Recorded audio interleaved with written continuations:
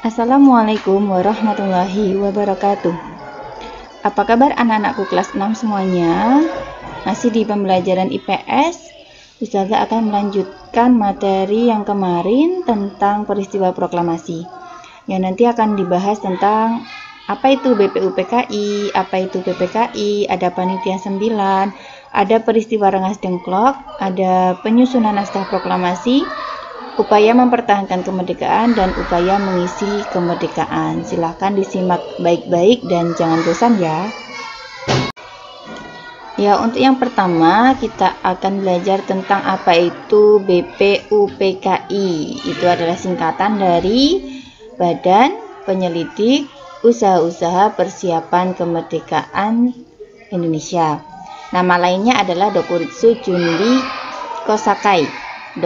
Dokuritsu Junbi Kosakai. Kemudian badan ini dibentuk pada tanggal 1 Maret 1945 oleh Jenderal Kumakichi Harada, orang Jepang. Kemudian diresmikannya pada tanggal 29 Mei 1945 di bawah pimpinan oleh KRT Rajiman Widyodiningrat dengan anggotanya sejumlah 60 orang. Nah, tadi ketuanya BPUPKI siapa ya? KRT Rajiman Widyodiningrat, dan wakilnya adalah Ichibangase Yoshio, orang Jepang, dan Raden Panji Suroso. Tugasnya BPUPKI itu mempelajari dan menyelidiki hal-hal yang berkaitan dengan aspek politik, ekonomi, tata pemerintahan yang nantinya diperlukan untuk membentuk negara Indonesia yang merdeka. Nah, setelah BPUPKI melaksanakan tugasnya pada tanggal 7 Agustus 45, Jepang membubarkan BPUPKI, nantinya diganti dengan yang namanya PPKI atau Panitia Persiapan Kemerdekaan Indonesia. Nah, dalam bahasa Jepang, PPKI ini adalah Dokuritsu Junbi Inkai. Jangan sampai salah ya. Nah, masih tentang BPUPKI. BPUPKI itu nantinya akan mengadakan sidang. Sidang yang pertama itu tanggal 29 Mei sampai 1 Juni 45 di Gedung Chuo Sangiin. Di situ para tokoh membahas tentang penyusunan dasar negara Indonesia Merdeka. Ada 3 tokoh nantinya, yaitu Muhammad Yamin, Supomo, dan Ir Soekarno. Nanti ada pendapat dari masing-masing tokoh tersebut tentang dasar negara. Nah, untuk yang pertama pendapatnya Mr. Muhammad Yamin itu dikemukakan tanggal 29 Mei 45 yang pertama kali. Isinya tentang dasar negaranya tentang peri kebangsaan, peri ketuhanan, kesejahteraan rakyat, peri kemanusiaan, dan peri kerakyatan. Itu pendapatnya Mr. Muhammad Yamin.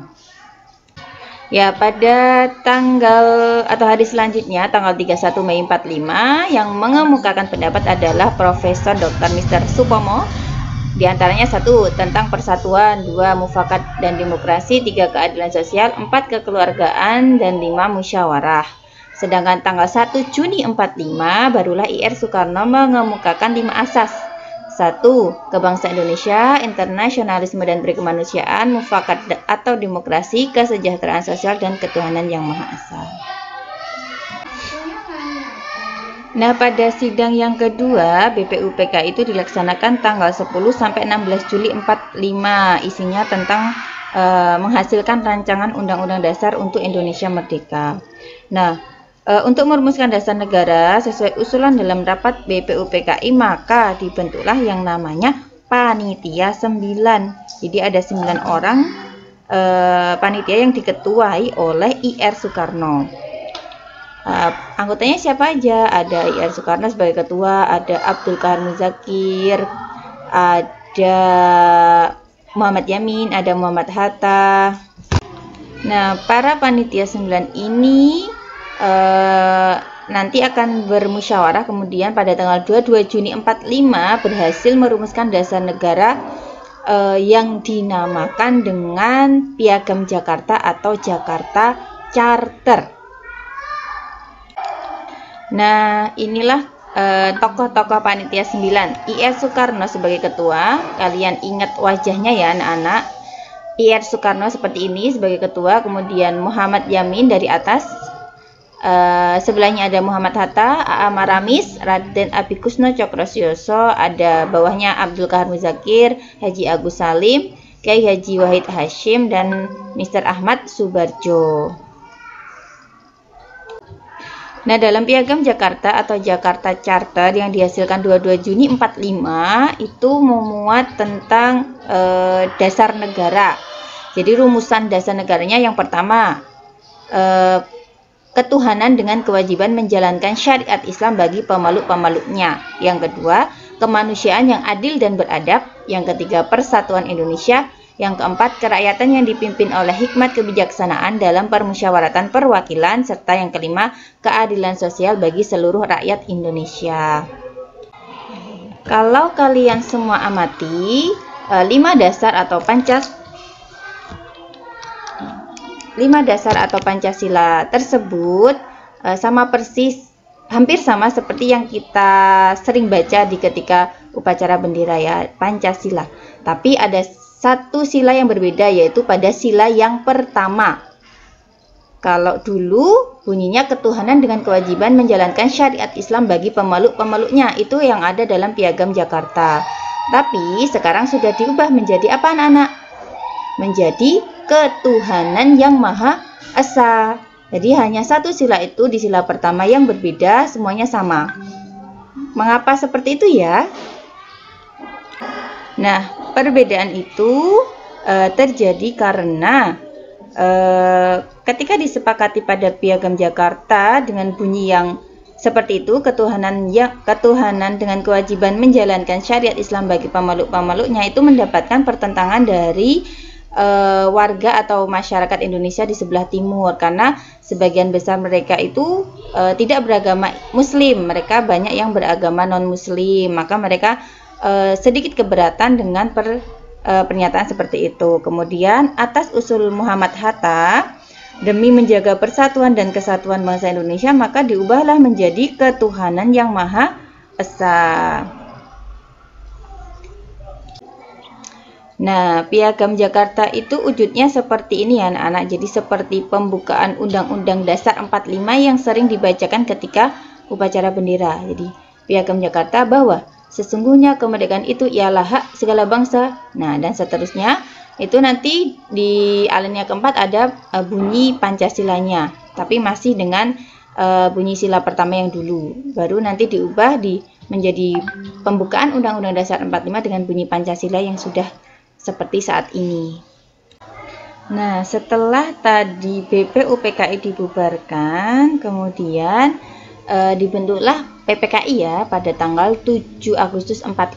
Jadi sebelum merdeka itu, beberapa hari sebelum merdeka, tanggal 7 Agustus 45 dibentuklah PPKI.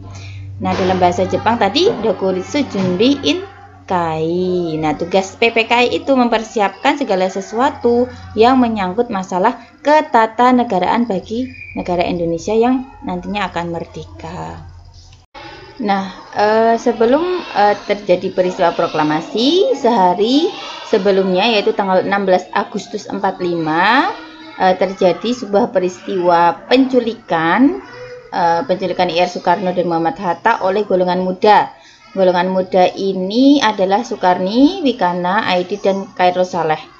Mereka menculik Soekarno dan Hatta, dibawa ke daerah Rengas Dengklok, Karawang, supaya kedua tokoh tersebut tidak terpengaruh Jepang lagi. Jadi bisa memproklamasikan kemerdekaan dengan segera. Nah, peristiwa ini disebut dengan peristiwa Rengas Dengklok.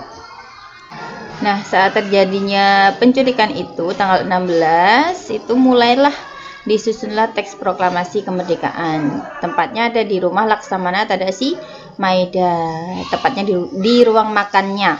Nah, siapakah penyusunnya? Ada 3 orang, yaitu Soekarno, Muhammad Hatta, dan Ahmad Subarjo. Mereka lah 3 tokoh penyusun naskah.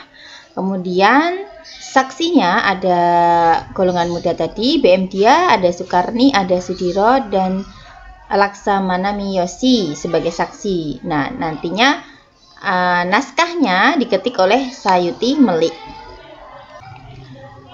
Nah, inilah ketiga tokoh penyusun teks proklamasi, I.R. Soekarno, Muhammad Hatta, dan Ahmad Subarjo. Ahmad Subarjo ini menyusun pada kalimat pertama yang bunyinya, "Kami rakyat Indonesia dengan ini menyatakan kemerdekaan," dan seterusnya itu. Yang kalimat kedua disusun oleh Soekarno, bunyinya, "Hal-hal yang mengenai pemindahan kekuasaan dan lain-lain akan diselenggarakan dengan cara yang secermat-cermatnya dalam tempo yang sesingkat-singkatnya." Itu yang nyusun Soekarno. Kemudian Muhammad Hatta ini tugasnya adalah menggabungkan kedua kalimat pertama dan kedua sehingga menjadi naskah yang sempurna. Nah, ini dia anak-anak naskah proklamasi yang atas, yang tulis tangan ini ditulis oleh Soekarno, masih tulisan tangan, ada yang diperbarui, dicoret-coret seperti itu. Kemudian setelah jadi, diserahkan ke Sayuti Melik untuk diketik, jadinya seperti yang di bawah. Jadi ini naskah ketikan Sayuti Melik. Di bawahnya ada tulisan atas nama bangsa Indonesia. Nah, upacara detik-detik proklamasi itu tadi sudah ada tanggal 16 Agustus penculikan, kemudian pada malam harinya sampai menjelang subuh, yaitu disusun naskah proklamasinya hingga pagi. Detik-detik proklamasi itu jatuh pada pukul 10 pagi tanggal 17 Agustus itu tepat hari Jumat. Indonesia Merdeka dibacakan di Jalan Pegangsaan Timur nomor 56 Jakarta. Yang membaca adalah Soekarno dan Hatta, dihadiri 1000 orang. Ada pemimpin bangsa, ada kelompok pemuda dan rakyat pejuang. Kemudian berita proklamasi itu disebarkan melalui kantor berita Dumai, ya, kantor berita antara, sekarang itu radio ya, melalui kantor pusat pemberitaan Jepang Dumai namanya, yang sekarang disebut kantor berita antara. Kemudian ada lewat radio, kemudian ada lewat pamflet selebaran ditempel-tempel di dinding, kemudian ada yang lewat rakyat yang berjalan kaki melewati kampung-kampung untuk meneriakkan, menggemakan kemerdekaan. Nah, perjuangan bangsa Indonesia setelah merdeka itu masih ada. Jadi merdeka bukan berarti sudah bebas penjajah, tetapi masih ada perlawanan dalam bentuk fisik maupun diplomasi. Diplomasi ini adalah dengan perundingan, dengan perjanjian-perjanjian. Nah, yang fisik itu ada pertempuran 10 November di Surabaya, ada pertempuran Ambarawa, ada Bandung Lautan Api, ada Medan Area, dan ada serangan umum 1 Maret. Nah, nanti perjanjiannya, diplomasinya ada perjanjian Linggarjati, Renville, Romroyen, dan ada KMB gitu ya. Ya, kita baca sekilas. Kalau pertempuran 5 hari di Semarang itu terjadi pada tanggal 15 Oktober 45, bertempur melawan pasukan Jepang. Kemudian dalam pertempuran itu banyak yang gugur. Pada akhirnya didirikanlah monumen di Simpang 5, namanya Monumen Perjuangan Tugu Muda.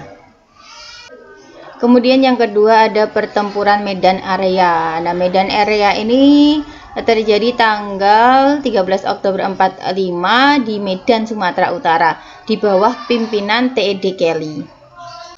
Kemudian ada pertempuran Surabaya 10 November 45, ini kedatangan sekutu di Surabaya dipimpin oleh Brigjen Malabi. Kemudian Jenderal Malabinya tewas. Kemudian terjadi pertempuran.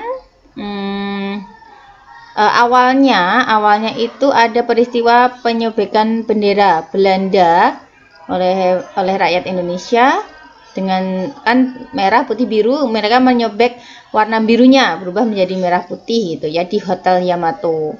Nah, perlawanan 10 November ini diketuai oleh Bung Tomo ya, Bung Tomo, kemudian diperingati sebagai Hari Pahlawan. Ada Bandung Lautan Api 23 Maret 46, ini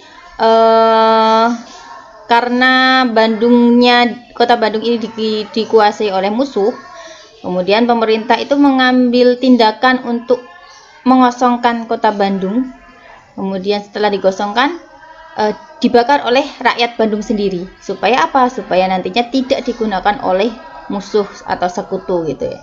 Jadi mereka membakar kota Bandung, yang membakar siapa ya? Rakyat Bandung sendiri, supaya tidak dikuasai musuh. Maka dinamakan Bandung Lautan Api. Nah, kemudian Ambarawa 12 Desember 45 itu sekutu menyerang Semarang. Pada tanggal 12 Desember ada Kolonel Sudirman dan TKR itu mengepung sekutu di Benteng William selama 4 hari, sehingga akhirnya sekutu meninggalkan Ambarawa menuju Semarang. Nah, untuk yang lewat jalur perundingan atau diplomasi, ada perundingan Linggarjati berlangsung di Cirebon, daerah Linggarjati. Isinya adalah Belanda mengakui secara de facto Republik Indonesia meliputi Sumatera, Jawa, dan Madura. Kemudian membentuk RIS dan Belanda akan membentuk Uni Indonesia Belanda diketuai oleh Ratu Belanda. Nah, kemudian perundingan ini nanti ada pelanggaran dari pihak Belanda, melanggar lagi, maka terjadinya agresi militer pertama. Kemudian ada perundingan Renville, ini terjadi di atas kapal perang Amerika Serikat USS Renville ya, tanggal 8 Desember 47. Indonesia diwakili Amir Syarifuddin, yang Belanda diwakili Abdul Qadir Wijayatmojo, orang Indonesia yang memihak Belanda. Kemudian adalah perundingan atau persetujuan Romroyen, itu diambil dari nama orang yang mewakili. Jadi terjadi tanggal 14 April sampai 7 Mei 49, difasilitasi oleh UNCI. Kemudian delegasi RI dipimpin Muhammad Rom dan delegasi Belanda dipimpin oleh Van Rooyen. Isinya adalah penghentian perang gerilya dan gerakan militer serta pembahasan tahanan politik. Pemerintah RI kembali ke Yogyakarta, kemudian diselenggarakannya KMB di Den Haag. Kemudian ada KMB atau Konferensi Meja Bundar, itu terjadi tanggal 4 Agustus 48. Itu hasilnya terjadi di Den Haag, Belanda ya. Hasilnya adalah Belanda mengakui RIS sebagai negara yang berdaulat, merdeka, kemudian status Irian akan diselesaikan dalam waktu setahun setelah pengakuan kedaulatan. Nah, yang ini adalah bentuk KMB ya, perundingan, gambaran kondisi perundingan Meja Bundar. Nah, ada agresi militer Belanda pertama terjadi 21 Juli 47. Jadi Belanda menyerang Pulau Jawa, Madura, Sumatera dengan serangan darat, laut, dan udara. Akibatnya Belanda menuntut garis demarkasi atas wilayah Indonesia, kemudian mengecam agresi militer Belanda 1, itu dunia mengecam, kemudian PBB membentuk KTN dan adanya gencatan senjata tanggal 4 Agustus 47. Nah, yang ini adalah agresi militer Belanda yang kedua, karena pengingkaran terhadap perjanjian sebelumnya ya. Terjadi agresi militer Belanda kedua, ini Belanda berhasil menduduki kota Yogyakarta, kemudian menangkap para pemimpin politik serta militer. Nah, ketika menduduki kota Yogyakarta ini, sebelumnya Presiden Soekarno itu menginstruksikan melalui radio kepada Menteri Kemakmuran yang namanya Mr. Syarifuddin Prawiranegara untuk membentuk pemerintahan darurat Republik Indonesia di Bukit Tinggi, Sumatera Barat. Nah, tadi ada agresi militer Belanda yang kedua tentang penyerangan Yogyakarta itu. Pada tanggal 1 Maret terjadi peristiwa serangan umum 1 Maret di Yogyakarta yang berlangsung selama 6 jam. Nah, ide serangan umum itu datang dari Sri Sultan Hamengkubuwono ke-9, dipersiapkan oleh jajaran tertinggi militer dan beberapa pimpinan sipil setempat berdasarkan instruksi dari Panglima Besar Sudirman. Nah, yang memimpin lapangan dipegang oleh Letkol Soeharto. Jadi dulu di Jogja pernah terjadi penyerangan selama 6 jam. Nah, setelah Indonesia merdeka, nah apa saja yang harus kita lakukan untuk mengisi kemerdekaan? Dan sebelumnya kita bahas dulu tentang penyerahan penyerahan dan pengakuan kedaulatan Indonesia. Itu terjadi pada 27 Desember 49. Itu menjadi sejarah perjalanan kenegaraan di negeri Indonesia. Jadi ada upacara pengakuan kedaulatan di dua tempat yang berbeda, yaitu di Istana di Amsterdam, Belanda, dilakukan oleh Ratu Belanda.